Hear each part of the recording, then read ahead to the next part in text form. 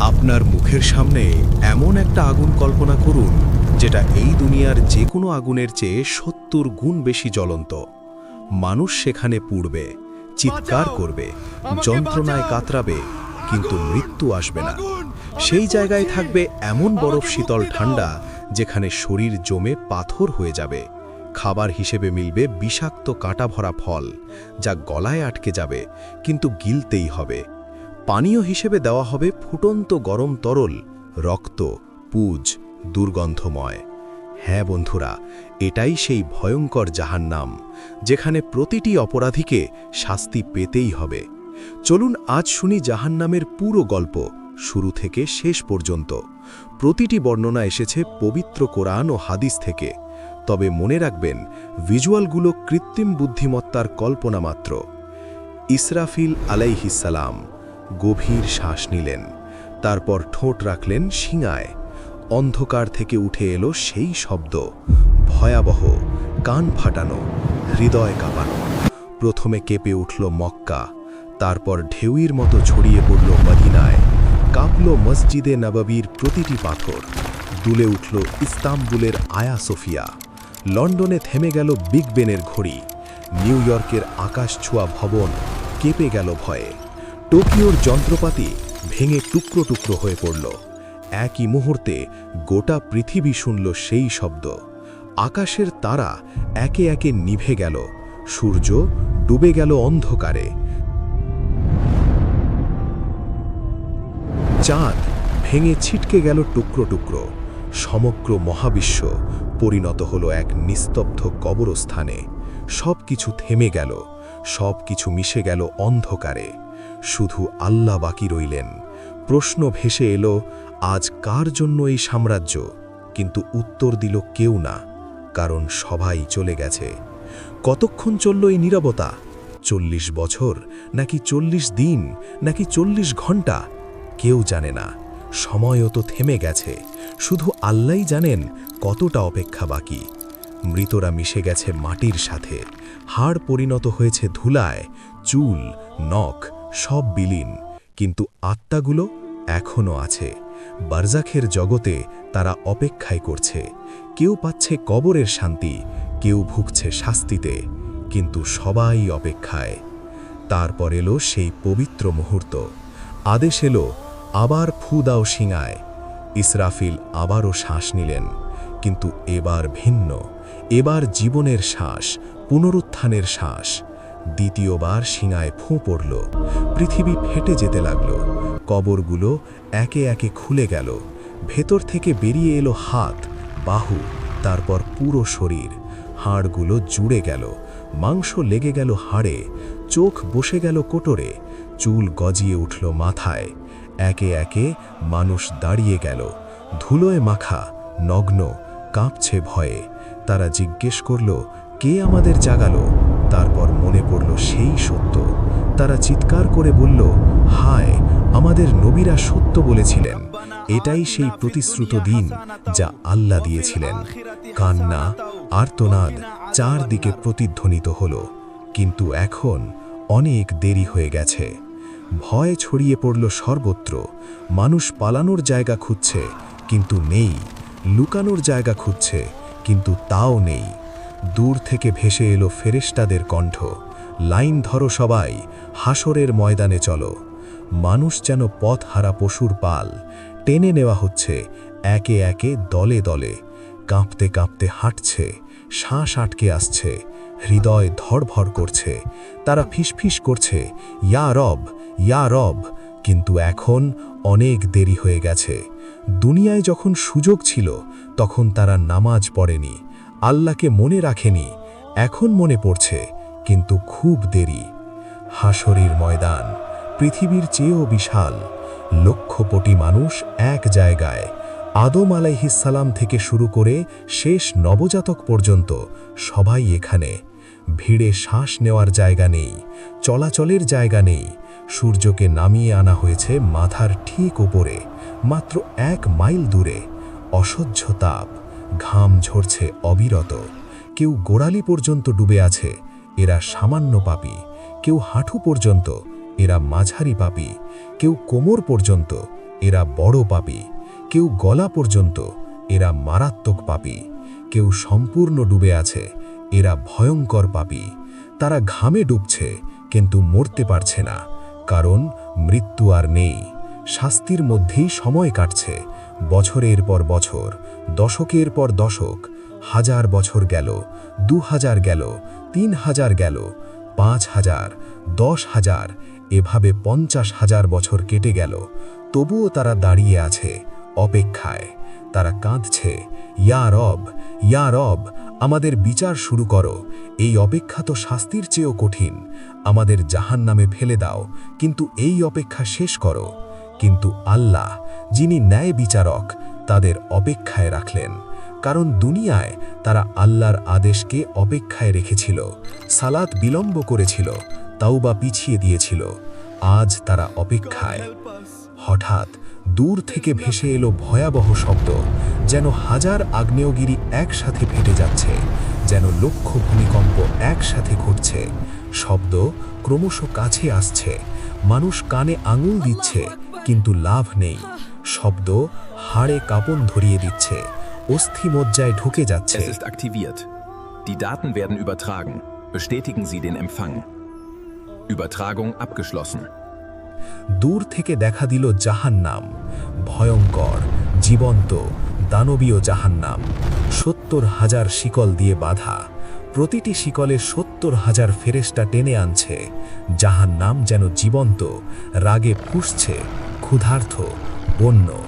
মানুষকে দেখে আরও দ্রুত ছুটতে চাইছে। ফেরেশতারা কষ্টে শিকল টেনে ধরে আছে। জাহান্নাম গর্জে উঠছে, মানুষকে গ্রাস করতে চাইছে। হঠাৎ ভেতর থেকে বেরোলো এক বিশাল অগ্নিপিণ্ড, পাহাড়ের মতো বিশাল, জ্বলন্ত, দাউ দাউ করে জ্বলছে। বিদ্যুতের গতিতে হাসরের মাঠের দিকে ছুটে এলো। কয়েক সেকেন্ডে মানুষের কাছে পৌঁছে গেল। মানুষ পাগল হয়ে গেল, দৌড়াতে লাগলো। কিন্তু কোথায় যাবে?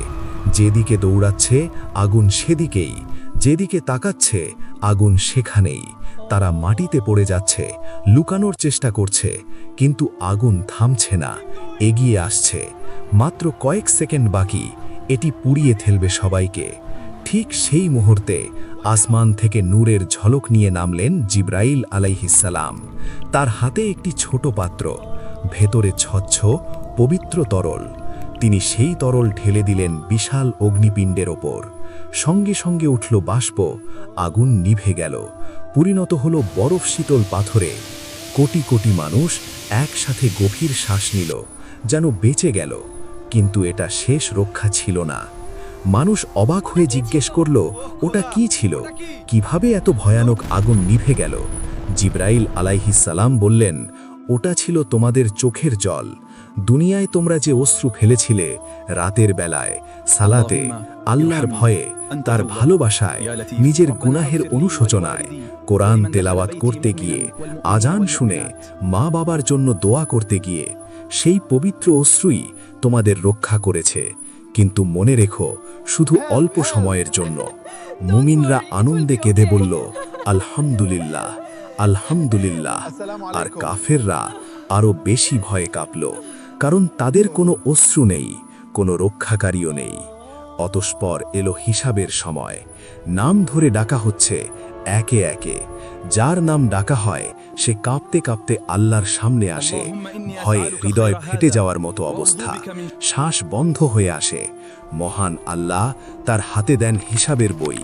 এটাই জীবনের চূড়ান্ত সিদ্ধান্ত। যে সৎ কাজ করেছে তার বই ডান হাতে দেওয়া হয়। সে আনন্দে বলে, নাও পড়ো আমার হিসাব, আমি জানতাম আমাকে হিসাব দিতে হবে। আর যে মন্দ করেছে তার বই দেওয়া হয় বাম হাতে, পেছন দিক থেকে। সে পাগলের মতো চিৎকার করে, হায় আফসোস, যদি আমাকে এই বই না দেওয়া হতো, যদি আমি আমার হিসাব না জানতাম। তখন মানুষ মিথ্যা বলার চেষ্টা করে, ইয়া রব, আমি কিছুই করিনি, ইয়া রব, আমি জানতাম না, ইয়া রব, আমি নির্দোষ। তখন আল্লাহ বলেন, মিথ্যা বলো না, তোমরা সত্য লুকাতে পারবে না। সব কিছু লেখা আছে, সব কিছু সংরক্ষিত। হঠাৎ মানুষের মুখ সিল করে দেওয়া হলো, কিন্তু মানুষের হাত কথা বলতে শুরু করলো, ইয়া রব, এই হাতে সে টাকা চুরি করেছে, ইয়া রব, এই হাতে সে হারামে স্পর্শ করেছে, ইয়া রব, এই হাতে সে জুলুম করেছে। পা সাক্ষ্য দিল, ইয়া রব, এই পা দিয়ে সে দৌড়ে গেছে গুনাহের পথে। ইয়া রব, এই পা দিয়ে সে মসজিদে যায়নি। চোখ বলল, ইয়া রব, এই চোখ দিয়ে সে হারামের দিকে তাকিয়েছে। জিহ্বা বলল, ইয়া রব, এই জিহ্বা দিয়ে সে মিথ্যা বলেছে, গীবত করেছে। মানুষ অবাক হয়ে গেল। নিজের অঙ্গপ্রত্যঙ্গই তার বিরুদ্ধে সাক্ষ্য দিচ্ছে। সে আক্ষেপে নিজের চামড়াকে বলল, তোমরা কেন আমার বিরুদ্ধে সাক্ষ্য দিলে? তারা উত্তর দিল, আল্লাহ যিনি সব কিছুকে কথা বলান, তিনি আমাদেরও বলিয়েছেন। এভাবে সত্য প্রকাশ হল পুরোপুরি, কিছুই আর গোপন রইল না। মিথ্যা বলার সুযোগ নেই, অস্বীকার করার সুযোগ নেই। অতঃপর প্রতিটি কাজের ন্যায় বিচার হবে। সামান্যতম ভালো কাজেরও প্রতিদান পাবে, সামান্যতম মন্দ কাজেরও শাস্তি পাবে। কিছু বান্দাকে আল্লাহ ক্ষমা করলেন তার রহমতে, তার করুণায়, কিন্তু অধিকাংশ যাবে জাহান্নামে। আদম ছান্তের প্রতি 1099 জন যাবে জাহান্নামে। এভাবে হিসাব শেষ হল। এবার এলো বিচ্ছেদের সময়। মানুষকে লোহার শিকল গলায়, হাতে, পায়ে পরিয়ে দেওয়া হচ্ছে। ভেড়ার পালের মতো টেনে নেওয়া হচ্ছে জাহান্নামের দিকে। তারা কাঁদছে, মিনতি করছে, ইয়া রব, আমাদের আরেকবার সুযোগ দাও, আমাদের দুনিয়ায় ফিরিয়ে দাও, আমরা নিজেদের সংশোধন করব, আমরা ভালো হয়ে যাব। কিন্তু না, অনেক দেরি হয়ে গেছে, এমন সুযোগ আর নেই। ফেরেশতারা তাদের টেনে নিয়ে যাচ্ছেন নিষ্ঠুরভাবে। চলো, এটাই তোমাদের জায়গা। অতঃপর জাহান্নামের ওপর বিস্তৃত হলো একটি সেতু, চুলের মতো সূক্ষ্ম, তরবারির মতো ধারালো। হ্যাঁ, এটাই সিরাত। তাদের এটা পার হতেই হবে, কিন্তু কিভাবে? এমন সূক্ষ্ম সেতু কিভাবে পার হওয়া সম্ভব? মুমিনরা তাদের নূর নিয়ে যাবে। তাদের জন্য এটি হবে সমতল রাস্তার মতো। তারা সহজেই দৌড়ে পার হয়ে যাবে। কিন্তু মুনাফিকরা আটকে যাবে মাঝপথে। তাদের নূর নিভে যাবে, অন্ধকারে তারা পড়ে থাকবে। আর কাফেরদের কোনো নূর নেই, তারা এক পাও ফেলতে পারে না। তারা হোঁচট খায়, পড়ে যায়। বেশিরভাগ সিরাত পার হতে পারবে না। তারা পড়ে যায় জাহান্নামের গভীরে, যেন 70 বছর ধরে পড়তেই থাকে। প্রতিটি পতনে একটি চিৎকার, লক্ষ চিৎকার, কোটি চিৎকার। জাহান্নাম হাঁ করে অপেক্ষা করছে, ক্ষুধার্ত দানবের মতো। সে গিলে নিচ্ছে একের পর এক। একজন, দুজন, হাজার, লাখ, কোটি গিলে যাচ্ছে অবিরত, কখনো ভরে না। আল্লাহ তখন জিজ্ঞেস করবেন, তুমি কি ভরে গেছো? জাহান্নাম বলবে, আরো আছে কি? আমি এখনো ক্ষুধার্ত, আমি এখনো ভরিনি। অতঃপর যখন পতিতরা জাহান্নামে প্রবেশ করে, তারা সম্মুখীন হয় এক ভয়ানক উত্তাপের। এই পৃথিবীর আগুনের তুলনায় 70 গুণ বেশি তাপ। তাদের চামড়া সঙ্গে সঙ্গে পুড়ে যায়, তারপর নতুন চামড়া আসে, আবার তা পুড়ে যায়। এভাবে চলতেই থাকে। জাহান্নামের আগুন মানুষ ও পাথর দিয়ে জ্বালানি পায়। এটি অকল্পনীয় তাপে জ্বলে ওঠে। তখন তাদের শুরু হয় তৃষ্ণা, ভয়ানক তৃষ্ণা। তারা পানি চাইবে, দেওয়া হবে, কিন্তু কেমন পানি?